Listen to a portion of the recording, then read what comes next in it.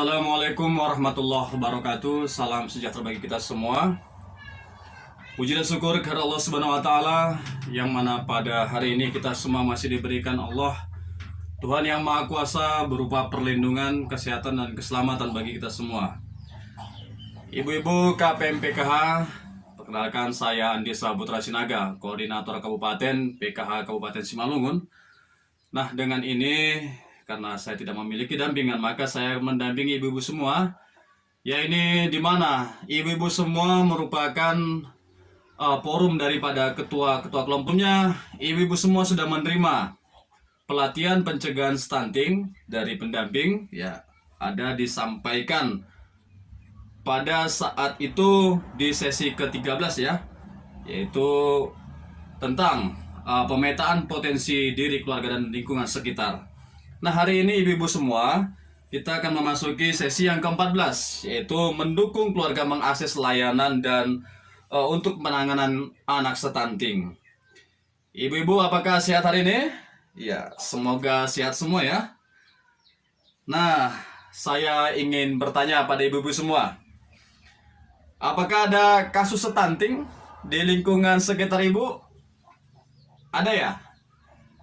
Nah, kalau ada, bagaimana ibu-ibu semua menanggapinya?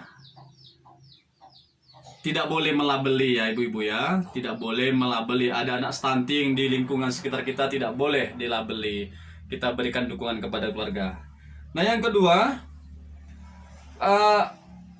Bapak Ibu menjadi keluarga yang anaknya mengalami stunting, apa yang dilakukan? Ketika ada keluarga di sekitar lingkungan kita, apa yang harus dilakukan oleh keluarga tersebut? Ya, maka yang harus kita lakukan yaitu memberikan dukungan dan tetap memberikan terus asupan gizinya selanjutnya ya, tetap memberikan dukungan. Ini merupakan permasalahan nasional.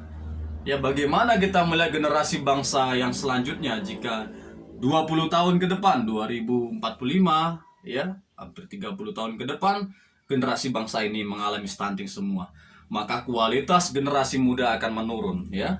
Generasi bangsa ini, generasi emas yang seharusnya bisa menjadi tonggak awal pembangunan untuk Indonesia emas, menjadi terkendala.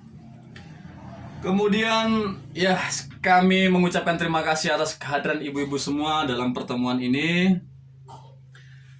Kita tadi akan menyampaikan bagaimana cara yang tepat untuk mengakses ya layanan untuk penanganan anak yang stunting ya ibu-ibu.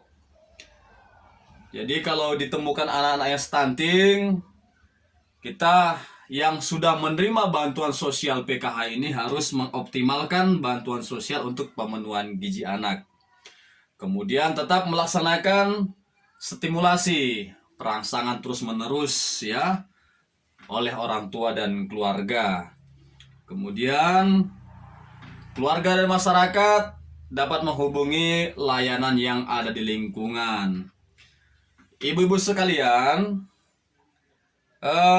bagaimana atau cara apa yang harus ibu-ibu lakukan ketika menemukan anak stunting di dalam keluarga? Ya, siapa yang bisa menjawab?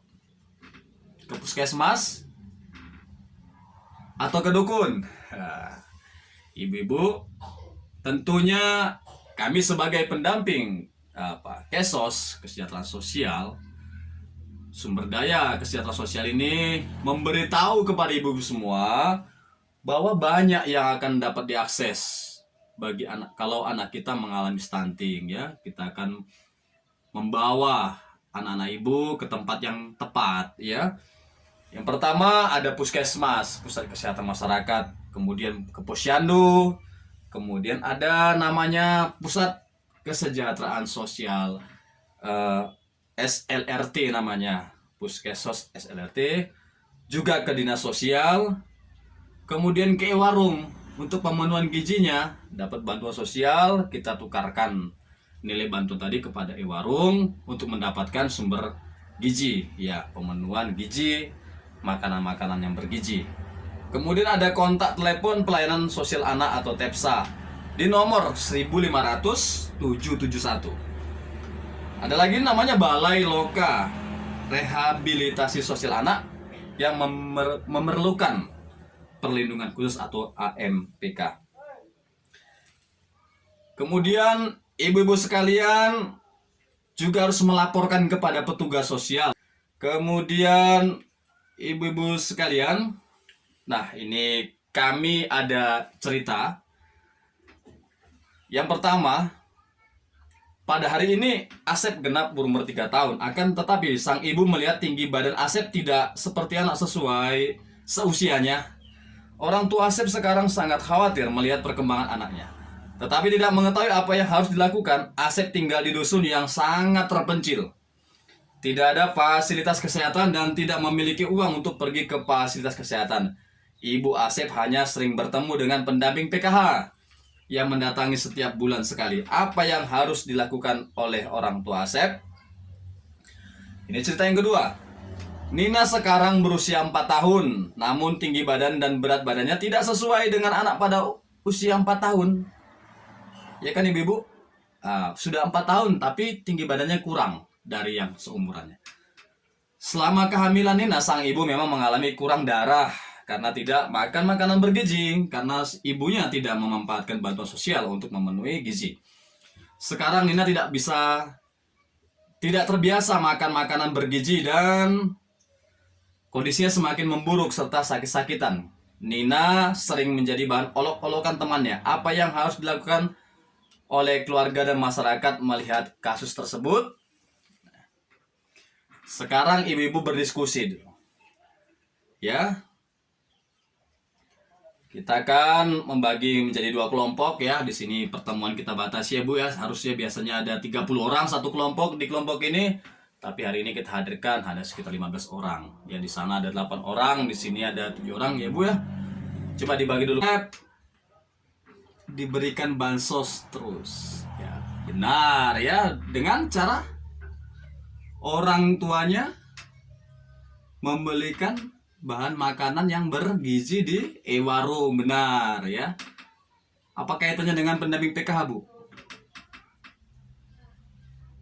Pendamping PKH itu dapat menyampaikan aspirasi dari si orang tua Nina, si Asep, untuk disampaikan kepada dinas sosial. Ya benar Bu ya. Jadi jawaban kelompok 1 benar. Yang pertama, tetap memberikan bansos untuk membeli makanan-makanan yang bergizi untuk si Asep. Kemudian yang kedua, iya benar ya. Berharap pendamping PKH tadi menyampaikan aspirasinya kepada dinas sosial kabupaten. Ya kelompok 2. Tentang si Nina tadi 3 tahun. Hah? Iya. Oh ada yang pro dan kontra ya. Biasalah Pak di kampung. Di kampung itu sering ngejek-ngejek ya. Jadi Bu ya, tidak boleh Bu ya mengejek-ngejek anak-anak yang sudah terkena stunting. Rezeki kita aja anak-anak kita sehat-sehat ya ibu-ibu ya. Untuk tetap diberikan pemenuhan gizinya dan stimulasi tetap dilaksanakan. Jika anak sudah terkena stunting, orang tua perlu membawa anak ke fasilitas kesehatan dan berkonsultasi dengan tenaga kesehatan agar kondisi anak tidak semakin memburuk. Ya. Kemudian, apa peran orang tua dan masyarakat? Ya, orang tua dan masyarakat dapat mendatangi lembaga-lembaga layanan yang ada di daerah masing-masing atau menghubungi SDM Kesos seperti kami yang ada di wilayah Bapak Ibu untuk mendapatkan layanan yang dibutuhkan. Baik ibu-ibu semua, demikianlah pemaparan yang dapat kami sampaikan pada hari ini. Ini tentang akses bagaimana anak-anak kita yang sudah terkena stunting ya. Karena materi-materi sebelumnya yang disampaikan oleh pendamping PKH atau SDM Kesos lainnya itu ya tentang pengertian stunting, kemudian pencegahannya. Nah sekarang ini fokus pada penanganannya. Dan Bu, mari kita tutup sesi ini dengan berdoa. Wassalamualaikum warahmatullahi wabarakatuh. Horas, salam sehat untuk kita semua.